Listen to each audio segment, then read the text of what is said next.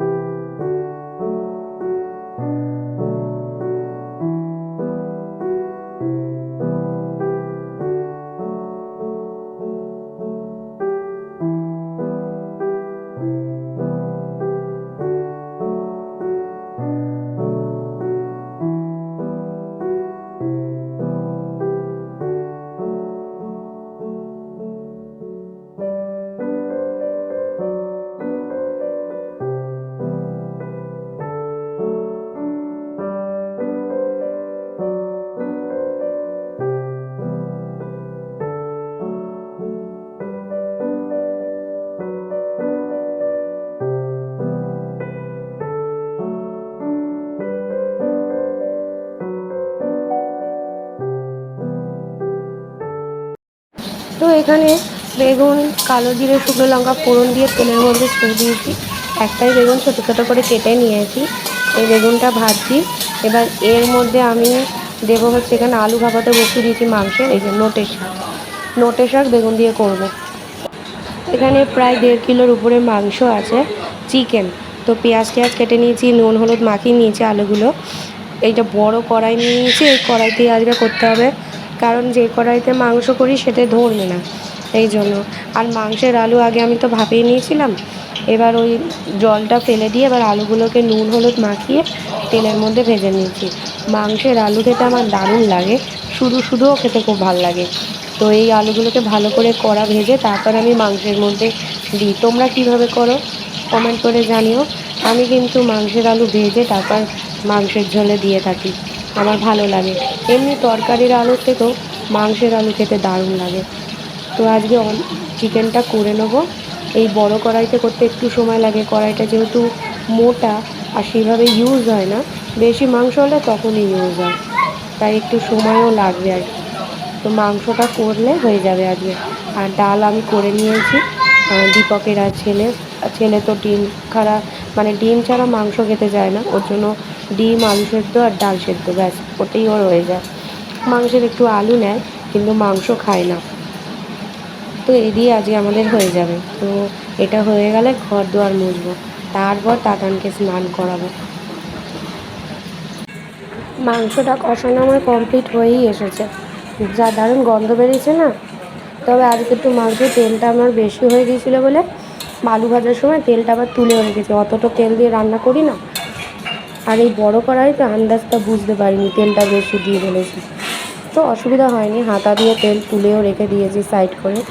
আর এই মাংস যেহেতু এখানে অনেকটাই আছে, তো ভাবছি আজকে দুবেলা তো হয়েই যাবে, আর কিছুটা রেখে দেবো কালকের একবেলার জন্য। এই জন্যই আলুটা বেশি করে কেটে নিয়েছি।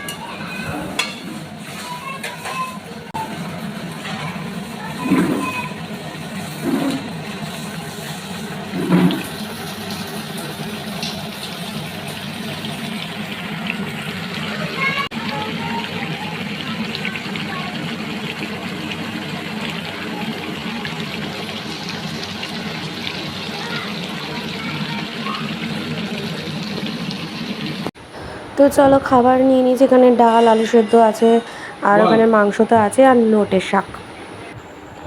শুভ সন্ধ্যা বন্ধুরা, এখন চা বসিয়ে দিয়েছি আমাদের 3 জনের। তো এই চাটা খাবো আজকে আর সন্ধেবেলা চা ছাড়া কিছুই খেতে ইচ্ছা করছে না, তাই শুধুই চা খাবো, যেহেতু মাংস খেয়েছিলাম এই জন্য। তো চলো চা নেওয়া হয়ে গেল, এবার ঘরে বসেই খাবো।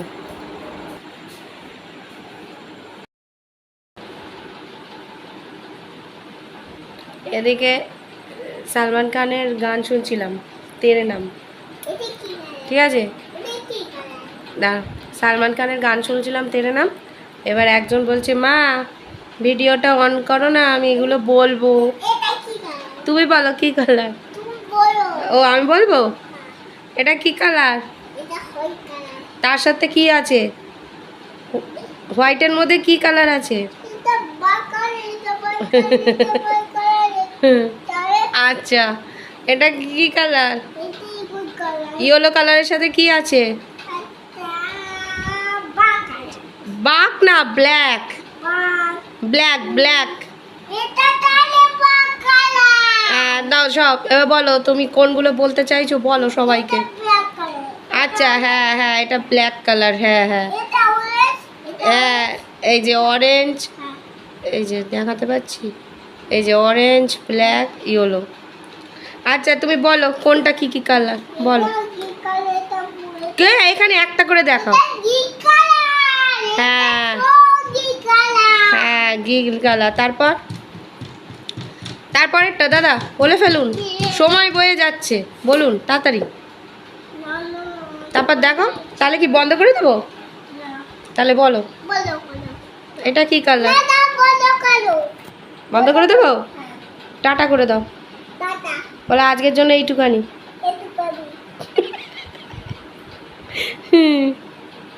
পড়তে বলবে কেন? তোমার পড়তে ভালো লাগে না? ফোনে কি দেখো? তারপর পুরোটা বলো।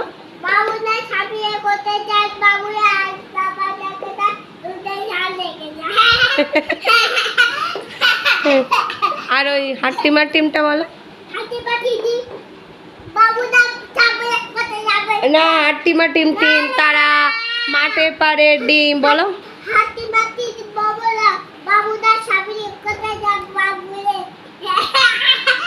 বদমাসি, আরে বদমাসি। তাহলে একটু 1 2 বলবে। 1 2টা কিরম পারো তুমি? 1 2 পারোই না, কাজ ভেঙে যাবে। করে না, কাজ ভেঙে যাবে। 1 2টা বলো তো দেখি পারো কি না। বলবা না? ও নো, ও নো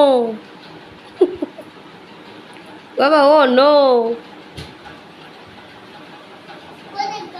কি করবে হদিশ পায় না। একটু অভিনয় করে দাও, অভিনয় অভিনয় করো। তোমার মাথা ঘুরছে।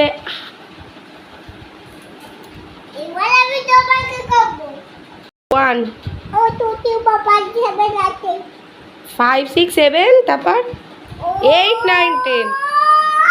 তো আজকে রাতে গরম গরম ভাত করা হয়েছে, এটাই হবে মাংস দিয়ে খাবার। তো এটাই রাতের ডিনার। দিকে বই দেখছি।